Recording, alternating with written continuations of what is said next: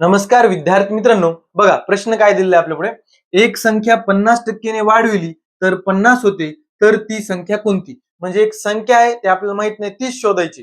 त्या संख्येचे 50% त्यात मिसळले, 50% म्हणजे निम्म, त्याच संख्येच्या निम्म त्यात मिसळलं तर ती संख्या 50 होते. अशी कोणती संख्या ते आपल्याला बघायची.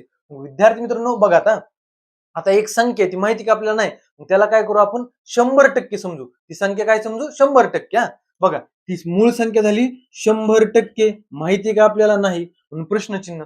ते काय म्हणतंय, त्या संख्येमध्ये 50% ऍड केले. किती गेले 50% ने वाढविली. म्हणजे बघा 100 50% ऍड झाले, किती झाले 150%. किती झाले 150%. आता 150% काय, ही मिळवल्यानंतर वाढविल्यानंतर येणारी संख्या आहे ना. वाढविल्यानंतर येणारी संख्या किती 50 आहे. 150% बरोबर किती 50 आलं. आता विद्यार्थी मित्रांनो, तिरपा गुणाकार काढून आपण मूळ संख्या शोधू शकतो, काय अडचण आहे का नाही. बघ चला, 100 गुणिले 50 भागिले हे 150 बरोबर आहे का.